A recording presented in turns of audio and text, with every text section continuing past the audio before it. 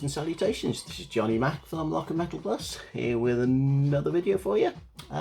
Today we're going to do another First, Last and Always, and this time it is the band ZZ Top.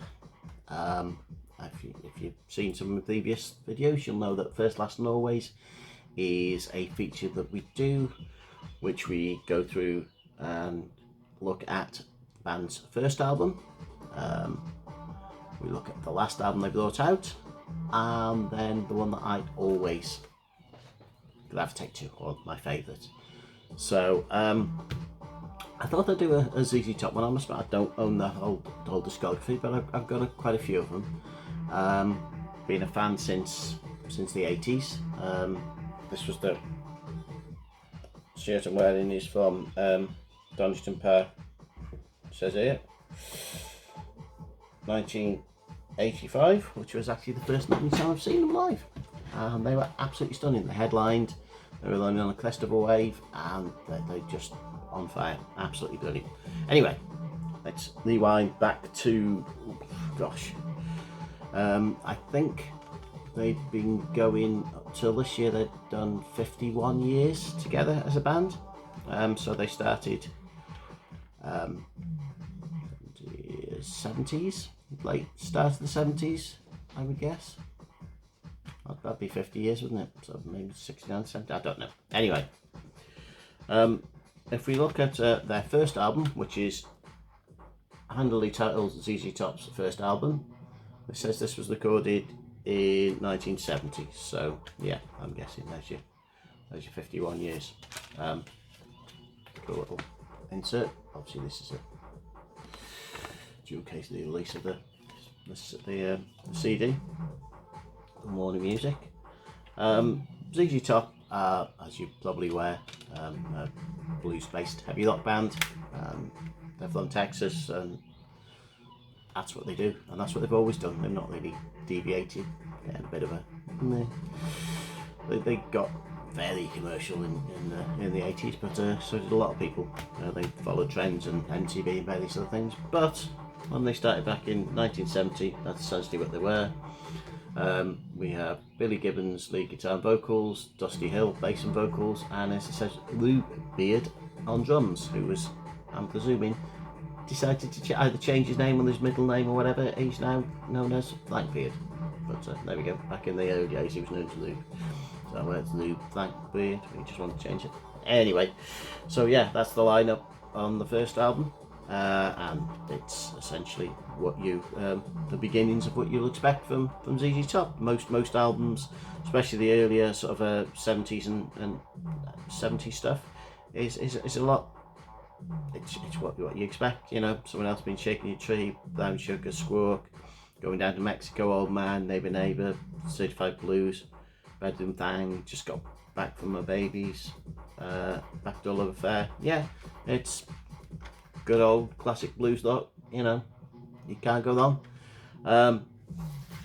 They followed up with a slew of albums, including Rio Grande Mud, Tres Hombre, which has got quite a few classics on there, such as Wait for the Bus, Jesus Just Left Chicago, Beer Drinkers and Hellraisers, Master of the Sparks, Not Blue and Righteous, Move Me On Down the Line, Lashes and Grace, Lagrange. Yeah, as I said, they're just classics. Fandango is half live, half studio, cracking little thing. Guello, another good one. Cheap Sunglasses on it, stuff like that. They're some really very good albums.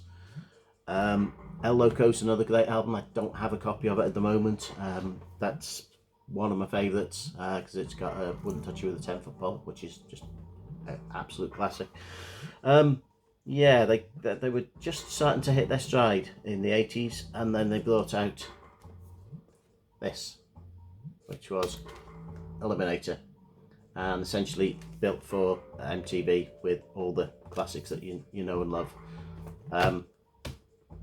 So that's when they were around this sort of time when I saw them. I think they were touring this album after this, which was, I think, Afterburner,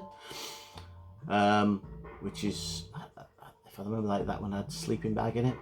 It was one of the big MTV hits on it. Yeah, it was good, but they seemed to go too commercial. They went too far away from the blues sound. Not quite did a Whitesnake. It went, oh, we're the blues band and rock band, and then they went just too poppy. ZZ Top embraced it, but not quite as much as Whitesnake. They still had the same sort of sound in the background, but they were experimenting with lots of different things. And the same with Recycle afterwards. That's not one of my favourites. After that, they brought out quite a few other albums, such as Antenna, which is very good. They seem to be decide to move away from the more commercial sound and back to the classic blues sort of sound.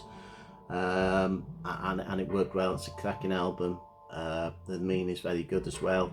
And then in 2012 they brought out this little beauty.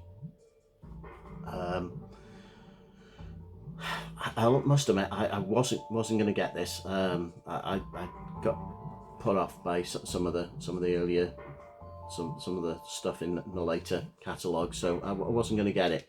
And I think it was on a compilation or something. I heard first track on it, I Got to Get Paid, and I was fully hooked. It was like, oh my god, this is awesome. It sounds like the early stuff.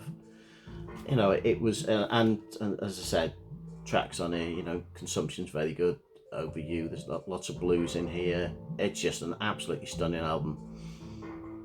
Flying High, yeah, Big Shiny Nine, Have a Little Mercy, very bluesy, very cool. As I said, band looking as you expect the band to look. There, the Eliminator cars back there again, which is very cool. And yeah, stunning album. But unfortunately, it was to be their last album, and they won't be doing any more as the same band, because as you're probably aware, very unfortunately, Dusty Hill passed away earlier this year, 2021. So yeah, not about a month ago.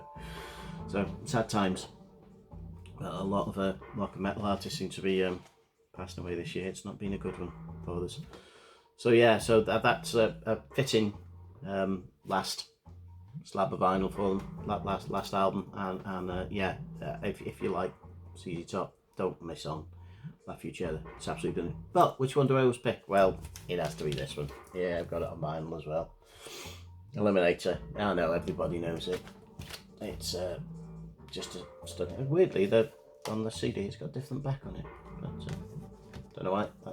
This is the original, because it obviously costs $3.99. So yeah, just every song is an absolute banger on here. Give Me All Your Loving, You Got Me Under Pressure, Sharp Dressed Man, Need You Tonight, I Got the Six, Legs, Thug, TV Dinners, Dirty Dog, If I Could Only Flag Her Down, Bad Girl, Chef's Kiss.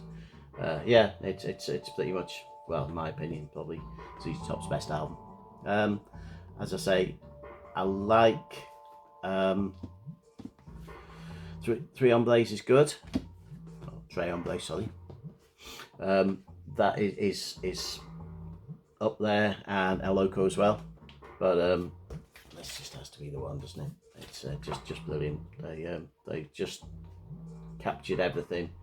The MTV age, the 80s. They were just, I don't know, they were just top band. And as I said, luckily I was lucky enough to see them in this sort of time period, so they were doing all the older stuff and the newer stuff as well. Absolutely brilliant, top band. So yeah, Dusty Hill, you'll be sorely missed. And as I said, it's I guess we won't be getting any more music from them, but what we've got is absolutely brilliant. So yeah, if you're new here, don't forget to subscribe, like, do all the usual stuff. I'll probably be doing a few more of these first, last, and always, because I think people seem to like them. Well, I like doing them anyway. So yeah, you take care, and I'll see you later.